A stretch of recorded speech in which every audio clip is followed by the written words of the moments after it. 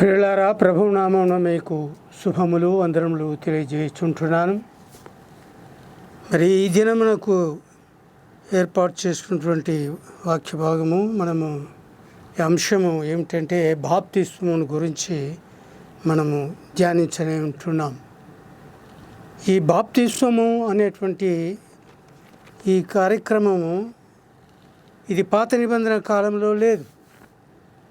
యేసు ప్రభువారు ఈ భూమి మీద జన్మించి ఆయన పరిచర్య ఆరంభించిన కాలంలో బాప్తిస్మం ఇచ్చే యోహాను చే ఈ యొక్క కార్యక్రమము ఆరంభింపబడి ఉంటున్నది అనే సంగతిని మీరు జ్ఞాపకం చేసుకోవాలి. కాబట్టి ఈ విషయము మనము ఎలాగా ఈ బాప్తిస్మం అనేది ప్రారంభమైంది అనే విషయాన్ని మనం ధ్యానించడానికి ముందుగా మనము కొన్ని మాటలు ధ్యానించుకుందాం.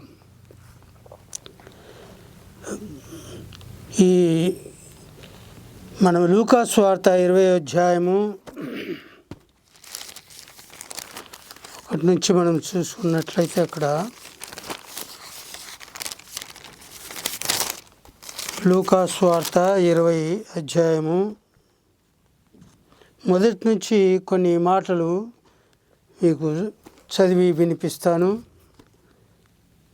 ఆ దినములలో ఒకనాడు ఆయన దేవాలయములో ప్రజలకు బోధించుచు సువార్తను ప్రకటించుచున్నప్పుడు ప్రధాన యాజకులను శాస్త్రులను పెద్దలతో కూడా ఆయన మీదికి వచ్చి, నీవు ఏ అధికారం వలన ఈ కార్యము చేయుచున్నావో, ఈ అధికారము నీకు ఎవడిచ్చెనో మాతో చెప్పుమని ఆయనను అడిగిరి. అందుకు ఆయన, నేనును మిమ్మును ఒక మాట అడుగుదును, అది నాతో చెప్పుడి. యోహాను ఇచ్చిన బాప్తిస్మము పరలోకము నుండి కలిగినదా, మనుష్యుల నుండి కలిగినదా అని వారిని అడగగా, వారు మనము పరలోకం నుండి కలిగినదని చెప్పిన యెడల, అలాగైతే మీరు ఎందుకు అతన్ని నమ్మలేదని ఆయన మనల్ని అడుగును. మనుష్యుల వలన కలిగినదని చెప్పిన యెడల ప్రజలందరూ మనలను రాళ్లతో కొట్టుదురు. ఏలయనగా యోహాను ప్రవక్త అని అందరూ రూఢిగా నమ్ముచున్నారని తమలో తాము ఆలోచించుకొని, అది ఎక్కడి నుండి కలిగినదో మాకు తెలియదని ఆయనకు ఉత్తరమిచ్చిరి. అందుకు యేసు, ఏ అధికారం వలన ఈ కార్యములు చేయుచున్నాను నేనును మీతో చెప్పనని వారితో అనెను. ఒకటి పిల్లలారా, ఈ సందర్భం ఏమిటంటే యేసు ప్రభువారు యెరూషలేమునకు ప్రవేశించినప్పుడు ఈ మీకా ప్రవక్త ప్రవచించిన ప్రకారముగా బారబాబు గాడిద పిల్లను ఎక్కి ఆయనని ఈ యెరూషలేములో ప్రవేశించును. ఆయన నీతిపరుడై, ఆయన దీనుడై, సాత్వికుడై ఆయన ప్రవేశించును అని ఆయన ప్రవచించాడు. ఆ మీకా ప్రవక్త 5వ అధ్యాయంలో 9వ అధ్యాయంలో మనకు కనబడుతుంది. కాబట్టి ఆయన యేసు ప్రభువారు యెరూషలేములో అనేక పర్యాయములు వచ్చారు. కానీ ఇది ఆయన చివరిగా ఆయన శిలువకు అప్పగించబడడానికి ముందుగా ఒక వారం రోజులకు ముందుగా ఆయన ఈ యెరూషలేములో ప్రవేశించటం జరుగుతుంది. అది ఆ యొక్క లేఖనముల ప్రకారం ఆయన ఈ యొక్క కార్యము జరిగినట్లుగా అక్కడ రాయబడి ఉంటుంది. దాన్ని మనము మట్టల ఆదివారము అని పిలుస్తాం. కాబట్టి ఇది యేసు ప్రభువారు ఆయన ఈ యెరూషలేము పట్టణంలో ప్రవేశించి, మరి ఆలయము దేవుని ప్రార్థనా మందిరము అనబడును అని వ్రాయబడి ఉన్నది. అయితే మీరు దాన్ని దొంగలగా గుహగా చేసి ఉన్నారు అని వారిపై కోపగించి మరి వారిని రూకలు మార్చి వారి యొక్క బల్లలు పడద్రోసి పావులను బయటికి పారద్రోసి వారిని అయితే శుద్ధీకరించటం అవన్నీ జరిగింది. ఆ తర్వాత ఆయన మరుసటి దినము ఆయన దేవాలయంలో ప్రవేశించి మరి ఆయన బోధిస్తూ ఉన్నటువంటి సందర్భంలో ఈ ప్రధాన యాజకులు మరి ఈ శాస్త్రులు పెద్దలు అనేక మంది కూడి వచ్చి ప్రభువుని ప్రశ్నిస్తూ ఉంటున్నారు. నువ్వు ఏ అధికారం వల్ల ఈ కార్యములు చేస్తుంటున్నావు? నీకు ఎవరిచ్చారు ఈ అధికారము?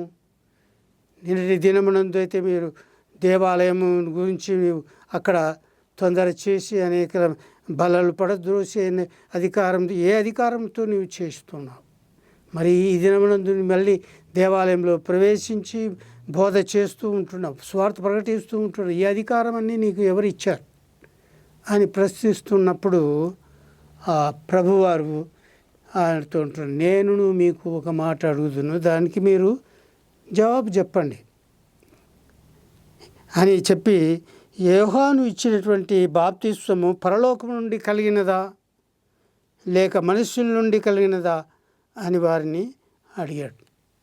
యోహాను ఇచ్చినటువంటి బాప్తిస్మము పరలోకం నుండి కలిగిందా లేక మనుష్యుల వల్ల కలిగిందా అని వారిని అడిగినప్పుడు వారు తమలో తాము యోచించి మాట్లాడుకుంటూ, మనము ఇది పరలోకం నుండి కలిగినది అని చెప్పినట్లయితే మరి ఎందుకు మీరు యోహానును మీరు నమ్మలేదు అని ఆయన ప్రశ్నించుతారు. ఇది మనుషుల వల్ల కలిగింది అని మనం చెప్తుమా? మరి ప్రజలందరూ కూడా యోహానును ప్రవక్తగా గుర్తెరిగి మరి అనేకులు బాప్తిసం పొందుతూ ఉంటున్నారు. కాబట్టి మనము ఇది ఈ ప్రజల వలన మనుషుల వల్ల కలిగింది అని మనం చెప్పలేం.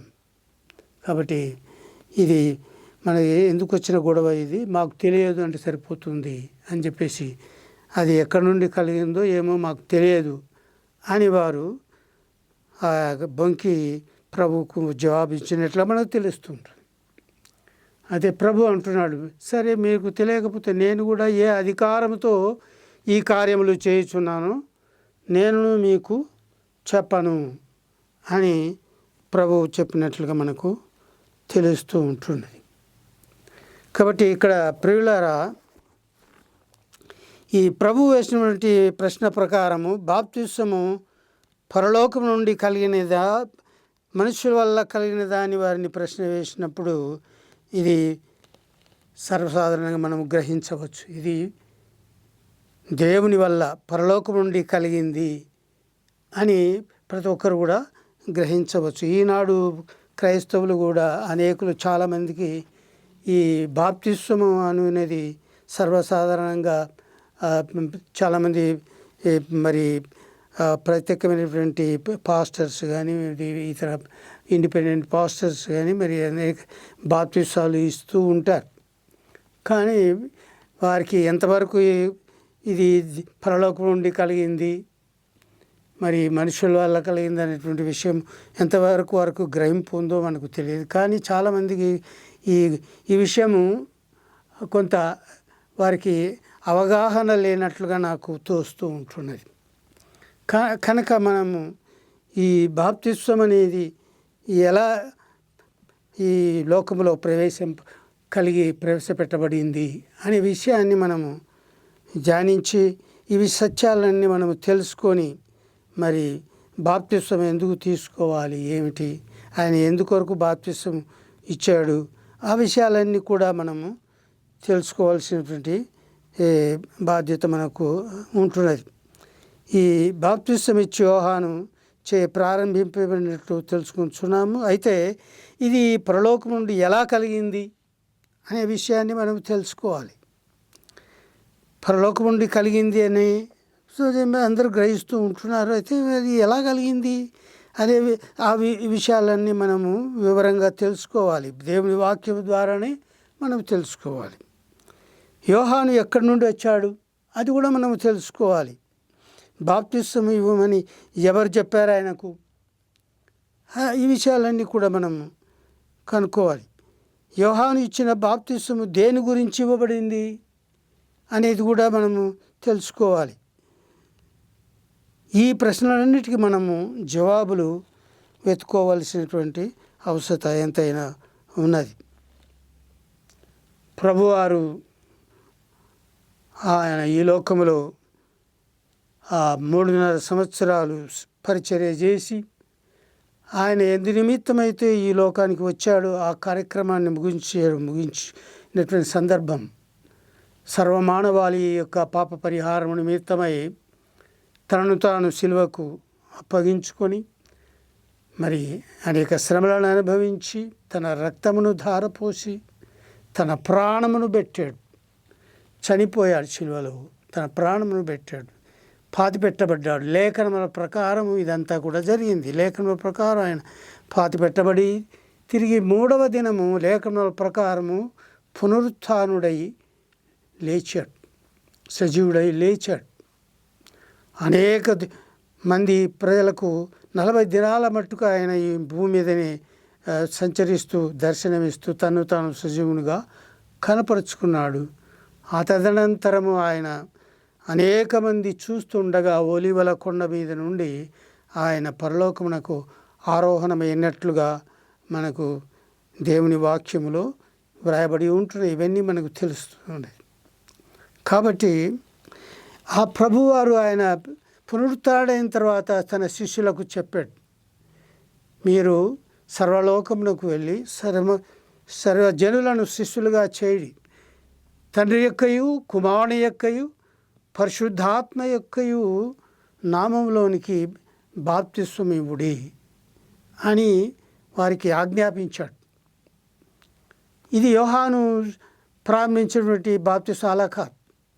ఇది ప్రభు ఆజ్ఞాపించాడు, వాళ్ళకు శిష్యులకు ఆజ్ఞాపించాడు, అపోస్తలులకు అందరికీ ఆజ్ఞాపించాడు. తండ్రి యొక్క నామంలో, కుమారుని యొక్క నామంలో, పరిశుద్ధాత్మ యొక్క నామంలో మీరు బాప్తిస్మము ఇవ్వాలి అని ఆజ్ఞాపించాడు. అయితే యోహాను ఇచ్చినటువంటి బాప్తిస్మం ఏమిటి అంటే అది మారుమనస్సు పొందట కొరకు, తమ పాపములను ఒప్పుకొని పాపక్షమాపణ పొందాలని ఆయన వారికి బోధించాడు. అది ఆ విషయమే ఆయన బాప్తిస్మం ఇచ్చాడు. కాబట్టి ఈ యోహాను ఇచ్చినటువంటి బాప్తిస్మము వేరు, మరి ప్రభువారు పునరుత్థానుడైన తర్వాత శిష్యులకు ఆజ్ఞాపించినటువంటి బాప్తిస్మము వేరు. ఈ బాప్తిస్మము ప్రభువారు ఇచ్చినటువంటి ఆజ్ఞాపించినటువంటి విధముగా ఈ బాప్తిస్మము ద్వారా యేసు ప్రభు యొక్క మరణ పునరుత్థానములలో మనము పాలివారమై మరి ఆయనతో పాటు మనం కూడా చనిపోయి మరి ఆయన తిరిగి లేచుట ద్వారా మనం కూడా సజీవులమై ఉంటున్నామని ఆయన యందు విశ్వాసం ఉంచుచు ఆయన మన కొరకు తన ప్రాణమును పెట్టాడని తన రక్తమును ధారపోసి ఉంటున్నాడని విశ్వసించుట ద్వారా మనము విశ్వాసము ద్వారా నీతిమంతులుగా చేయబడుతూ ఉంటున్నాము. మరి నోటితో ఒప్పుకోవాలి, నోటితో ఒప్పుకొనుట ద్వారా మనము రక్షణ పొందుతాం. ఇది దేవుని యొక్క వాక్యములు ఈ విధంగా ఉంది. కాబట్టి యేసు ప్రభు వారు పునరుత్థానుడైన తర్వాత శిష్యులకు ఆజ్ఞాపించినటువంటి బాప్తిస్మము ఈ విధంగా ఉంటున్నది. కాబట్టి ఇప్పుడు మనము ఈ బాప్తిస్మం ఇచ్చినటువంటి యోహాను గారు ఇచ్చినటువంటి బాప్తిస్మము ఎలాగా జరిగింది, ఇది ఎలాగ ప్రవేశపెట్టబడింది అనే విషయాన్ని గురించి మనము క్లుప్తంగా ధ్యానించవలసినటువంటి వారమై ఉంటున్నాం.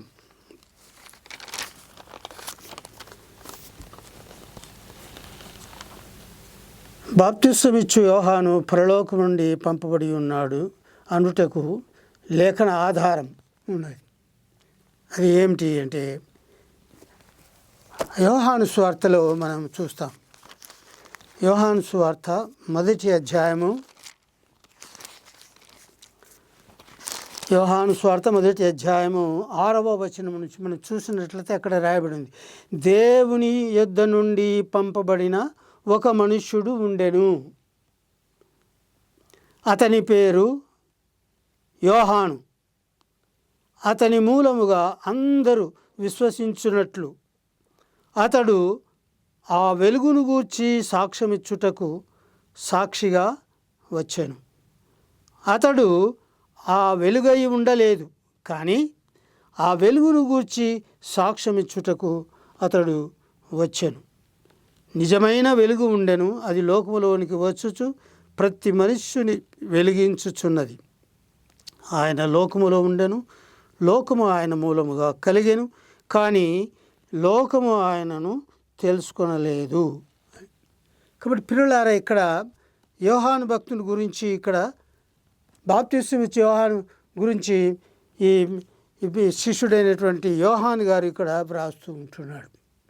ఈ యోహాను స్వార్థ మొదటి అధ్యాయము 6వ వచనములో దేవుని యొద్ద నుండి పంపబడిన ఒక మనుష్యుడు ఉండేను అని ఇక్కడ ఆయన వ్రాస్తున్నాడు. అతని పేరు యోహాను. అతని మూలముగా సమస్త జనులు విశ్వాసముంచి మరి మారుమనస్సు పొందాలని దేవుని యొక్క కోరిక ఉంటుంది. అతని మూలంగా అందరూ విశ్వసించున్నట్లు అతడు ఆ వెలుగును గూర్చి, అంటే నిజమైన వెలుగుగా ఆయన యేసుక్రీస్తు ప్రభువారు ఆయన నేను లోకమునకు వెలుగై ఉన్నాను అని చెప్పాడు. ఆయన నిజమైన వెలుగుగా ఆయన వచ్చి ఆ వెలుగును గూర్చి సాక్ష్యం ఇచ్చుట కొరకై ఆయన వచ్చినట్లుగా ఇక్కడ రాయబడి ఉంటున్నది. కాబట్టి ఈ బాప్తిస్మం ఇచ్చు యోహాను ఈయన దేవుని చేత పంపబడిన మనుష్యుడు అని ఇక్కడ మనకు రాబడి. అంటే ఈ యోహాను భక్తుడు పరలోకం నుండి పంపబడ్డాడు. మరి ఈయన ఎలాగా పంపబడ్డాడు? పరలోకం నుండి సరాసరి మరి వచ్చాడా? మరి ఎలాగా ఈ భూమికి ఆయన వచ్చాడు? ఆ విషయాలన్నీ కూడా మనము తెలుసుకోవాలి. కాబట్టి ఈ విషయాలన్నీ మనం తెలుసుకోవాలంటే లూకాసు వార్తకు మనం వెళ్ళాలి. లూకాసు వార్త మొదటి అధ్యాయంలో మనం చూసినట్లయితే అక్కడ 5వ వచనం నుంచి ఈ విధంగా వ్రాయబడి ఉంటున్నది. యూదా దేశపు రాజైన హేరోదు దినములలో అబియా తరగతిలో ఉన్న జకర్యా అను ఒక యాజకుడు ఉండెను. అతని భార్య అహరోను కుమార్తెలలో ఒకతే. ఆమె పేరు ఎలిజబెత్. వీరిద్దరూ ప్రభు యొక్క సకలమైన ఆజ్ఞల చొప్పునను న్యాయ విధుల చొప్పునను నిరపరాధులుగా నడుచుకొనుచు దేవుని దృష్టికి నీతిమంతులై ఉండిరి. ఎలిజబెతు గొడ్రాలైనందున వారికి పిల్లలు లేకపోయిరి, మరియు వారిద్దరూ బహుకాలము గడిచిన వృద్ధులైరి అని ఇక్కడ రాయబడి ఉంటున్నది. కాబట్టి ఈ యూదా దేశాన్ని ఈ హేరోదు మహారాజు పరిపాలించుచున్నటువంటి ఆ సందర్భంలో ఆ దేవాలయంలో యూదా యెరూషలేములో ఉన్నటువంటి ఆ దేవాలయంలో ఆ యాజకుడుగా సేవ చేస్తూ ఉన్నటువంటి వాడుగా ఉంటున్నాడు ఈ అబియా తరగతికి చెందినటువంటి జకర్యా అనేటువంటి ఆయన యాజకుడుగా ఉంటాడు. ఆయనకు భార్య పేరు ఎలిజబెత్. ఆమె అహరోను కుమార్తెల్లో ఒకటి అని ఇక్కడ రాయబడి ఉంటున్నది.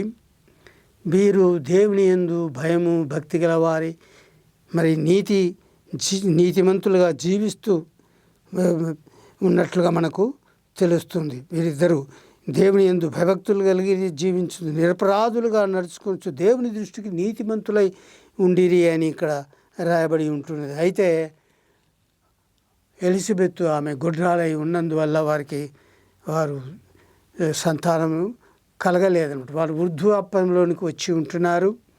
వారిలో ఎలాంటి దోషం లేదు. వారు నిరపరాధులుగా ఉంటున్నారు, మరి నీతిమంతులుగా ఉంటారు, దేవుని యందు భయభక్తులు ఉంటున్నారు. అయితే వారికి సంతానము కలగలేదు. ఎందుకనగా ఎలిజబెత్ గారు ఆమె గొడ్రాలై ఉండింది అని ఇక్కడ రాయబడి ఉంటున్నది.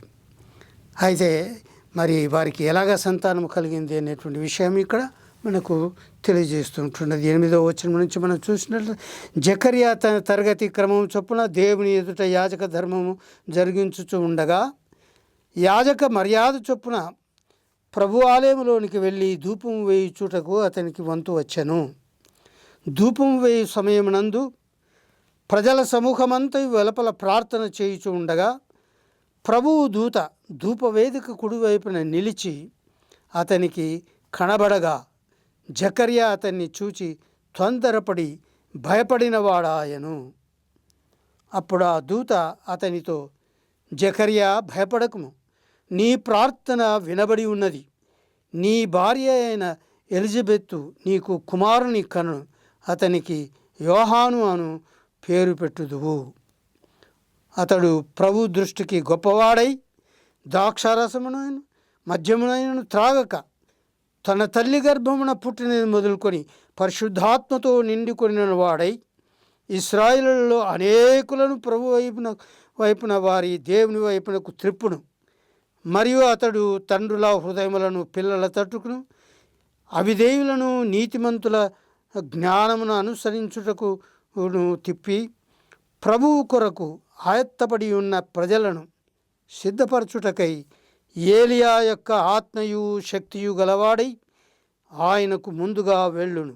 కనుక నీకు సంతోషమును మహా ఆనందమును కలుగును. అతడు పుట్టినది అందున అనేకులు సంతోషింతురానేను. కాబట్టి జకర్యా ఆయన తన వంతు వచ్చినప్పుడు దేవుని ఆలయంలో ధూపము వేస్తున్నటువంటి సందర్భములో మరి అక్కడ గాబ్రియేలు దూత ఆయనకు దర్శనము ఇచ్చాడు. గొప్ప వెలుగు అక్కడ వచ్చింది. ప్రజలందరూ దేవుని ఆలయం వెలుపల ప్రార్థన చేస్తూ ఉంటున్నారు. ఆయన లోపలికి వెళ్ళి మరి ధూపవేదిక దగ్గర ఆయన ధూపము వేస్తున్న సందర్భములో ఇక్కడ దేవదూత అయినటువంటి దేవుని ప్రధాన దూత అయినటువంటి గాబ్రియేలు దూత గారు అక్కడ ఆయనకు దర్శనమిచ్చి ఈ మాటలన్నీ ఆయనతో జకర్యా గారితో అంటున్నారు. ఏమని అంటున్నారంటే, ఈ ప్రభు ధూపవేచుండగా అతనికి ఎంతో వచ్చింది. ధూపవేదిక ప్రజలందరూ సమూహమంతా వెలుపల ప్రార్థిస్తున్నారు. ప్రభు దూత ధూపవేదిక కుడివైపు నిలిచి అతనికి కనబడగా, జకర్యా అతన్ని చూచి తొందరపడి భయపడిన వాడై. అప్పుడు ఆ దూత అతనితో, జకర్యా, భయపడకము, నీ ప్రార్థన వెలువడి ఉన్నది అంటున్నాడు. వారు అనేక దినముల నుండి, వారు వృద్ధాప్యంలో వచ్చినప్పటి నుండి వారు సంతానం కొరకు వారు ప్రార్థిస్తూ ఉన్నారు కావాలి. అందువల్ల దేవుని యందు భయభక్తులు కలిగి నీతిమంతులుగా నిర్దోషులుగా జీవించినందువల్ల దేవుడు గాబ్రియేలును పంపించాడు. మరి గాబ్రియేలు దూత అక్కడ ఆయనకు దర్శనమిచ్చి, అయ్యా, నీ యొక్క ప్రార్థన దేవుడు విన్నాడు. ఇదిగో కాబట్టి ఇక్కడ నీ భార్య అయినటువంటి ఎలిజబెత్తు నీకు కుమారుని కంటుంది, అతనికి యోహాను అని పేరు పెట్టుదు అని చెప్పేసి ఈ మాటలన్నీ కూడా ఆ జకర్యాతో చెప్తుంటారు. అతడు ప్రభు దృష్టికి గొప్పవాడై ద్రాక్షారసమైన మద్యమైన త్రాగక, తన తల్లి గర్భమున పుట్టిన బదులుకొని పరిశుద్ధాత్మతో నిండుకొని వాడై ఇశ్రాయేలులో అనేకులను ప్రభు వైపు వారి దేవుని వైపుకు తిప్పును.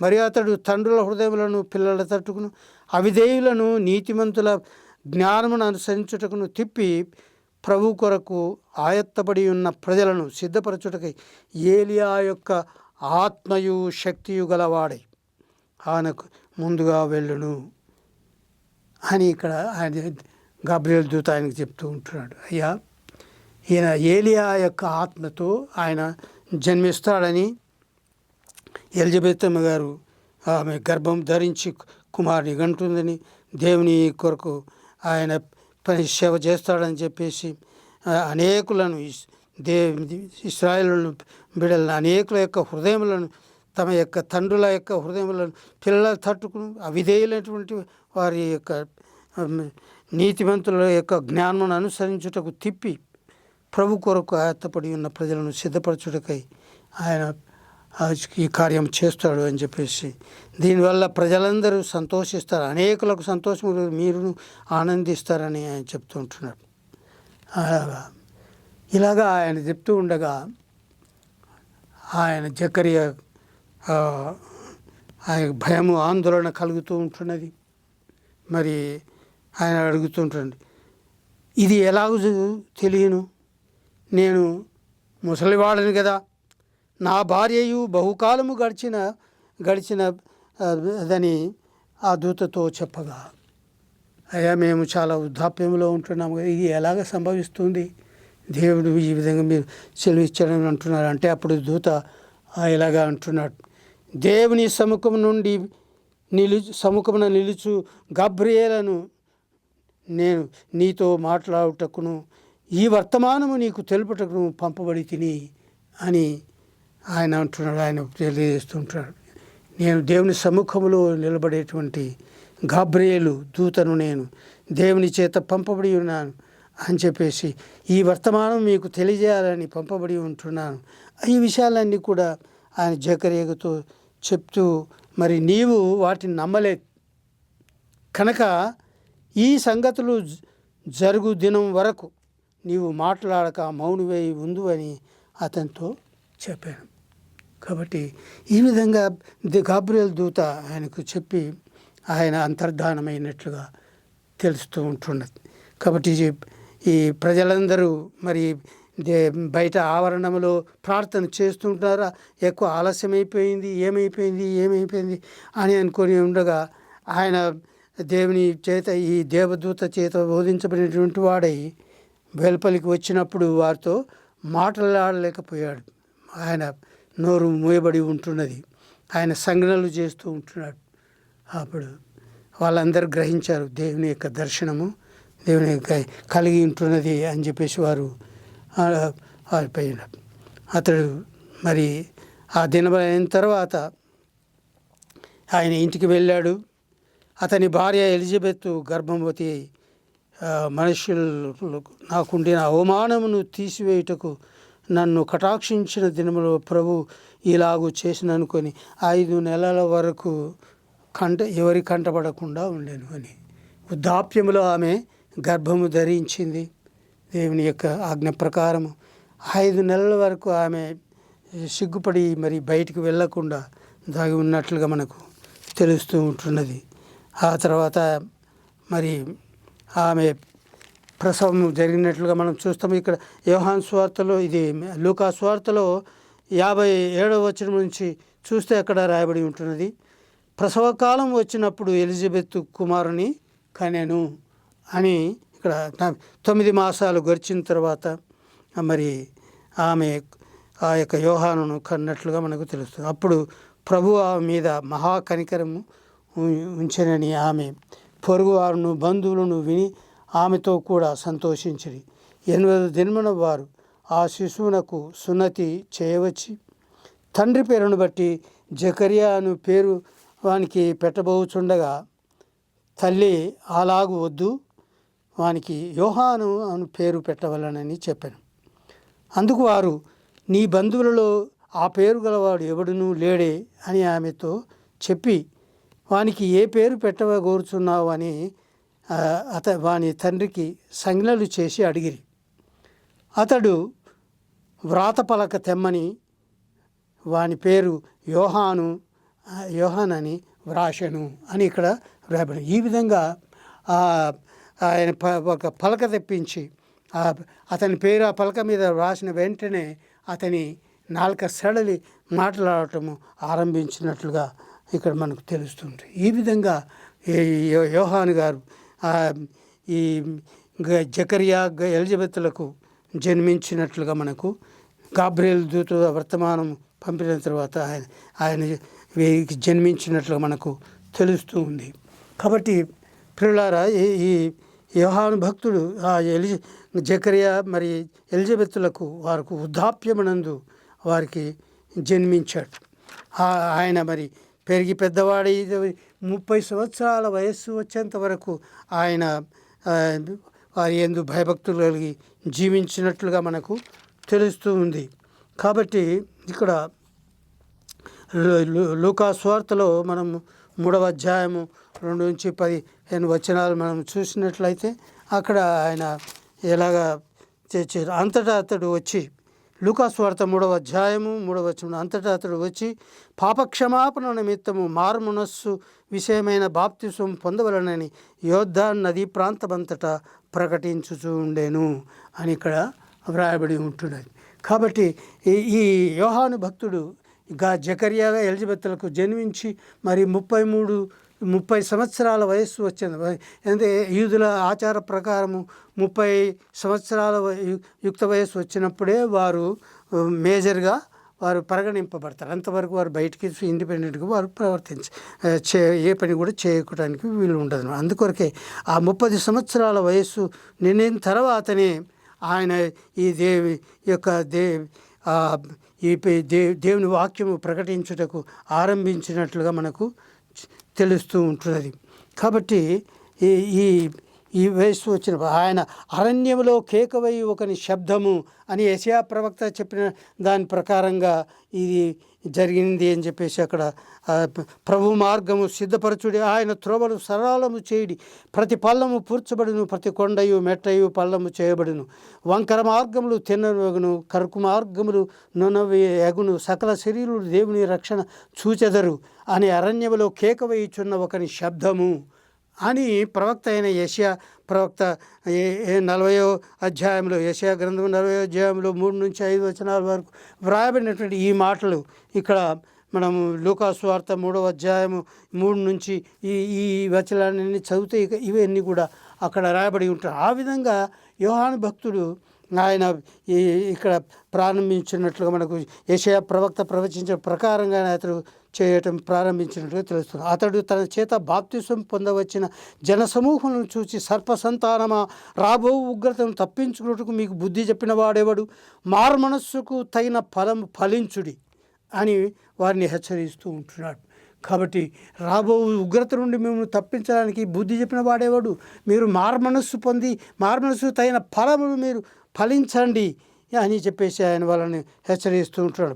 మేము అబ్రహాము సంతానము, మాకు తండ్రి అని మీలో మీరు చెప్పుకునుట మొదలుపెట్టవద్దు, దేవుడు ఈ రాళ్ల వలన అబ్రహామునకు పిల్లలను పుట్టించగలనని మీతో చెబుతున్నాను. ఇప్పుడే గొడ్డలి చెట్ల వేరున ఉంచబడి ఉన్నది కనుక మంచి ఫలము ఫలింపని ప్రతి చెట్టు నరకబడి అగ్నిలో వేయబడినని చెప్పాను. అందుకు జనులు, అలాగైతే మేము ఏమి చేయవలనని అతన్ని అడగగా, 2 అంగీలు గలవాడు ఏమీ లేని వానికి ఇవ్వాలననియు, ఆహారము గలవాడును అలాగే చేయవలననియు వారితో చెప్పాను. సుంకరులు బాప్తిసం పొందవచ్చి, బోధకుడా మేమేమి చేయవలనని అతన్ని అడగగా, అతడు మీకు నిర్ణయింపబడిన దానికంటే ఎక్కువ తీసుకునవద్దని వారితో చెప్పాను. సైనికులు మేమేమి చేయవలనని అతను అడిగినప్పుడు అందుకు అతడు, ఎవరిని బాధ పెట్టకయు ఎవరి మీదనూ అపనింద వేయకయు మీ జీతములతో తృప్తి పొంది ఉండునని వారితో చెప్పాను. ఈ విధంగా యోహాను భక్తుడు అరణ్యములో యోర్దాను నది ప్రాంతంలో కేకలు వేసి చెప్తూ యెషయా ప్రవక్త ప్రవచించిన ప్రవచనాలన్నీ నెరవేర్పు జరుగుతున్నట్లుగా ఆ ప్రజలకందరికీ బోధిస్తూ మారుమనస్సుకు తగిన ఫలము ఫలించి మారుమనస్సు పొంది దేవుని వైపు తిరగండి, మాకు కూడా బాప్తిసం ఇవ్వండి, మాకు కూడా బాప్తిసం ఇవ్వండి అని సుంకరులు సైనికులు వీళ్ళందరూ వచ్చినప్పుడు వాళ్ళకందరికీ ఆయన బోధిస్తూ మీరు ఈ విధంగా చేయాలి అని ఈ విధంగా చెప్పబడి ఉంటుంది. కాబట్టి ఈ లూకాసు వార్త 3వ అధ్యాయం 3వ వచనం నుంచి 14వ వచనం మట్టునకు ఇవన్నీ కూడా అక్కడ రాయబడి ఉంటాయి. ఇవన్నీ మీరు చదువుకోవచ్చు. కాబట్టి పిల్లలారా, ఇంతవరకు యోహాను భక్తుడు ఇది ఆరంభించినటువంటి ఈ బాప్తిస్మము దీని గురించి మనము తెలుసుకున్నాం. కాబట్టి ఆయన ఏ విధంగా పరలోకం నుండి ఈ భూమి మీదకి వచ్చాడు అంటే ఈ యొక్క జకర్యా ఎలిజబెత్ల ద్వారా వారికి దేవుని యొక్క వరము ద్వారా వారికి జన్మించి మరి ఆయన ఈ భూమి మీద ఆయన వారికి జన్మించి ఆయన పెరిగి పెద్దవాడైన తర్వాత యేసు ప్రభువునకు 6 నెలలు ముందుగా ఆయన జన్మించాడు. కాబట్టి యేసు ప్రభు తర్వాత 6 నెలలు ఆయన జన్మించాడు. కాబట్టి ఆయన యోర్దాను నదిలో బాప్తిసం ఇస్తూ అనేకులకు ఈ స్వార్థను ప్రకటించున్నట్లు మనకు తెలుస్తుంది. అందుకు బట్టి దీనిని అతనికి బాప్తిసం ఇచ్చి యోహాను అని అతనికి పేరు వచ్చినట్లుగా మనకు తెలుస్తుంది. దేవుడి మాటలు ఆస్వాదించగా మిగతా విషయాలు మనం వచ్చే ఎపిసోడ్లో మనం ధ్యానించున్నాం. దేవుడి మమ్మల్ని ఆస్వాదించగా. ఆమెన్. Praise the lord.